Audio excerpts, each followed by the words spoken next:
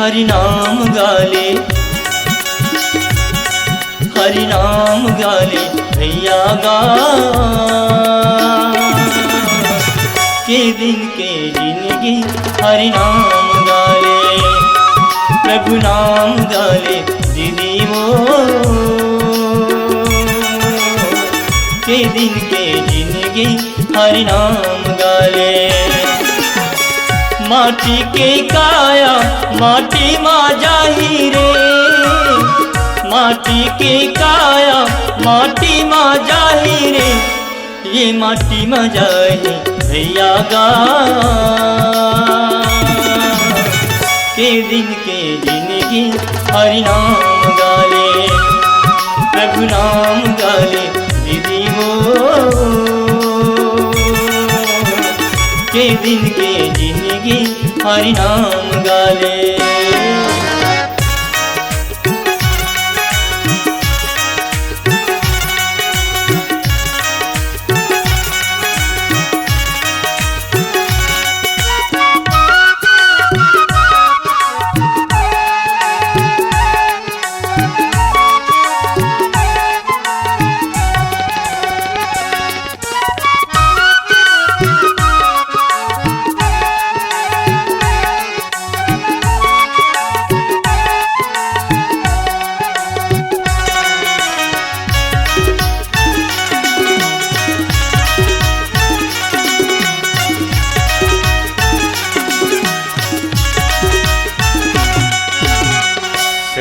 संगी बारी सारे 6 दिन के, संगी बारी सारे 6 दिन के, तोरी महाले अटारी सारे 6 दिन के, तोरी महाले अटारी सारे 6 दिन के, ये 4 दिन के भैया गा के दिन के जिंदगी हरि नाम गाले, प्रभु नाम गाले दीदी वो के दिन के जिंदगी हरि नाम गाले।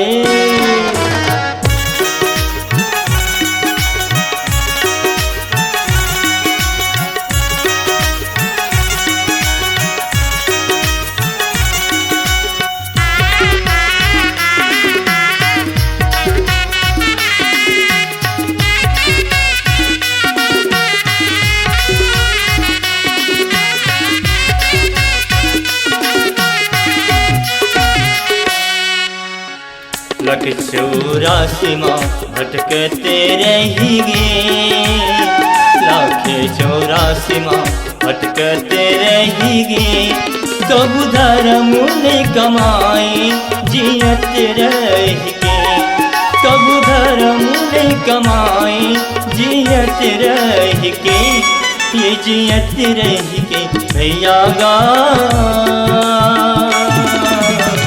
के दिन के जिंदगी हरि नाम गाले, प्रभु नाम गाले दीदी वो के दिन के जिंदगी हरि नाम गाले। माटी के काया माटी माँ मिलही रे, माटी के काया माटी माँ मिलही रे, ये माटी माँ मिले है भैया गा के दिन के जिंदगी हरि नाम गाले, प्रभु नाम गाले दीदी वो के दिन के जिंदगी हरि नाम गाले, के दिन के जिंदगी हरि नाम गाले, के दिन के जिंदगी हरि नाम गाले।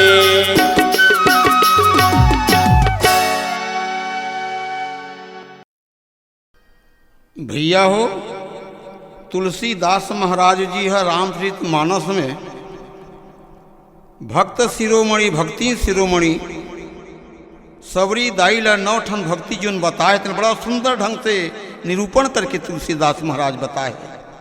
सौरी के प्रसंग हमारे जीवन में एक बड़ा महत्व रखते।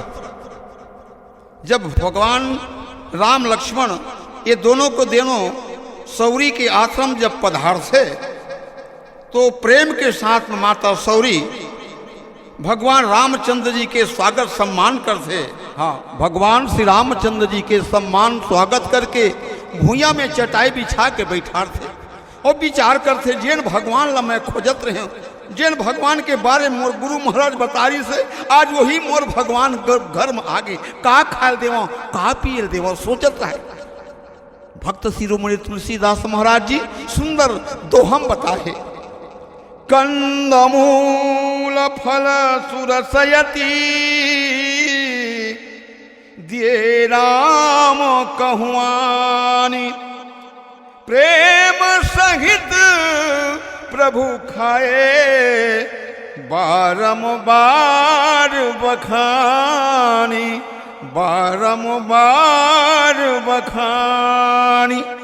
भगवान राम ओकर स्वाद के वर्णन कर करके लखन डहार देखते कस लखन भाई आज जोन हमर सौरी दाई के घर जोन भोग लगावत हम तेकर स्वाद ला और हमर ससुराल में हमर जोन भोजन कराएगी से सास ससुर मन ओकर स्वाद ला मिलान करके देख तो लखन भाई मुस्का देते।